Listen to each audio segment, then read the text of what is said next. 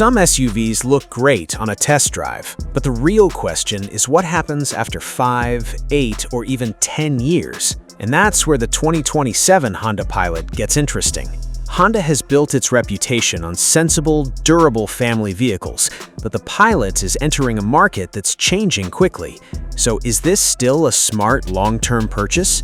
Before we go further, one important clarification. The 2027 Pilot's complete US specifications have not been officially released yet, so rather than inventing numbers, we're using the latest confirmed Pilot information and Honda's announced product direction to judge what buyers can realistically expect. Reliability, the reason people buy a Honda. Reliability is probably the biggest reason someone considers a Pilot in the first place. The current generation debuted for 2023, and the 2026 model received a mid-cycle update rather than a completely new platform. Mechanically, that means Honda has kept a familiar formula, a naturally aspirated 3.5-liter V6, a 10-speed automatic transmission, and available all-wheel drive. The latest confirmed Pilot makes 285 horsepower and 262 pound-feet of torque. That isn't groundbreaking, but there's something reassuring about it. You're not buying a brand new powertrain introduced for the first time in a new model year. For long-term buyers, that maturity can be an advantage. Of course, no Honda is maintenance-free, and modern SUVs contain plenty of electronics that can become expensive as they age. But compared with some newer turbocharged or heavily electrified competitors, the Pilot's conventional V6 setup gives buyers a relatively familiar ownership proposition. Resale value. Don't ignore this number. Here's something people often overlook when shopping for a family SUV. What happens when you eventually sell it? The Pilot doesn't have Toyota-level resale strength, but it generally holds value reasonably well for its class. Kelley Blue Book currently estimates roughly $19,216 in depreciation over 5 years for a 2026 Pilot, with about $6,482 in maintenance over that time. Those aren't guarantees, of course. Mileage, condition, trim, accident history, fuel prices, and market demand all matter, but this is why resale value should be part of the original buying decision. If you're keeping your Pilot for 10 years, depreciation matters less because you're spreading that cost across a long ownership period. If you're trading every 3 years, however, the difference between a strong resale vehicle and an average one can become real money. What is it actually like to live with? This is where the Pilot makes a lot of sense. It's not trying to be a sports car, it's a family SUV. The driving position is comfortable, visibility is good, and the 3-row layout makes it useful for everything from school runs to road trips. The 2026 refresh also addressed one of the Pilot's previous weaknesses, technology. Honda added a 12.3-inch touchscreen and 10.2-inch digital instrument display across the lineup, along with wireless Apple CarPlay and Android Auto. Honda also added more sound insulation to improve cabin quietness. And that matters more than it sounds. A vehicle you drive every day doesn't need to impress you every morning. It needs to be easy. Easy to get into, easy to operate, easy to load, easy to live with. That's one of the Pilot's strongest qualities. Will it actually last?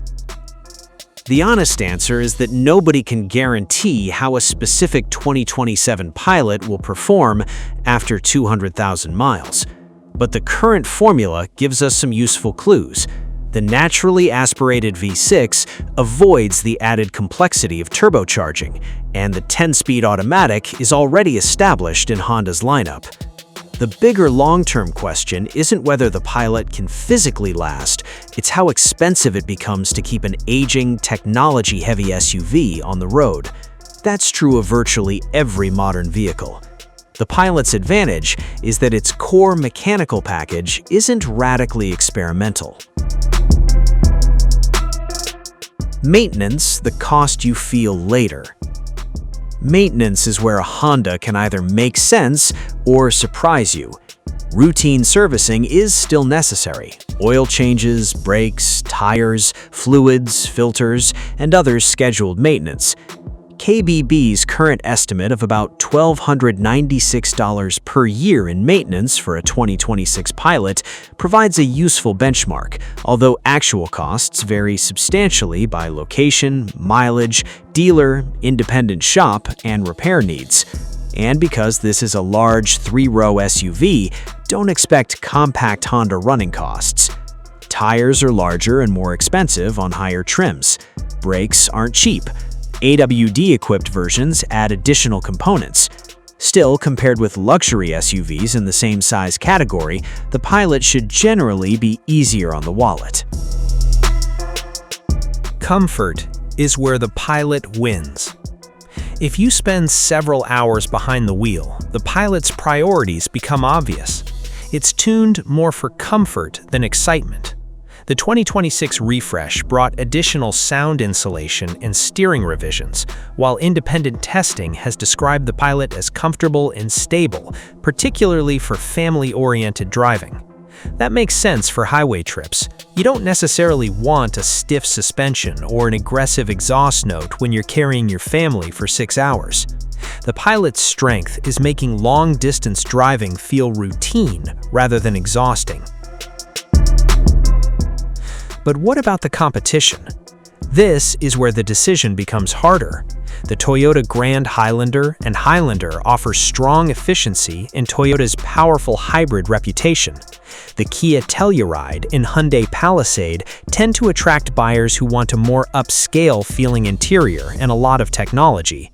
The Mazda CX-90 is more interesting for drivers who actually care about handling and powertrain character.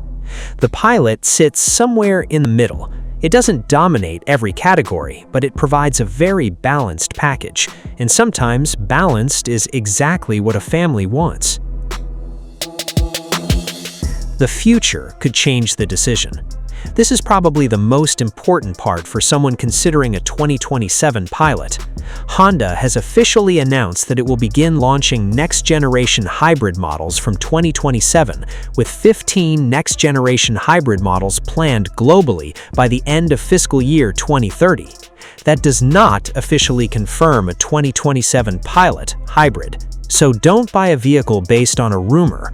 But Honda's strategy clearly shows that hybrids are becoming a much bigger part of the company's future. And that's important because fuel economy is one of the Pilot's weaker areas. The current V6 Pilot is rated at roughly 20 to 22 mpg combined, depending on configuration. If you're a high-mileage driver, a future hybrid could be much more compelling. So is the 2027 Honda Pilot a smart long-term purchase? For a buyer who wants a comfortable three-row SUV, established mechanical hardware, useful technology, and a vehicle they plan to keep for many years, the Pilot remains a very sensible choice. But if maximum fuel efficiency is your priority, or you don't need an SUV immediately, waiting could be worthwhile, especially as Honda expands its next-generation hybrid lineup. That's the key distinction. Don't buy the Pilot because it's a Honda. Buy it because its strengths match the way you actually live. And if Honda eventually brings a more efficient hybrid powertrain to this segment, the current Pilot could suddenly face a much tougher comparison. So now I'm curious, would you trust the proven V6 Pilot for the long haul, or would you wait for Honda's next-generation hybrid technology? Let me know in the comments.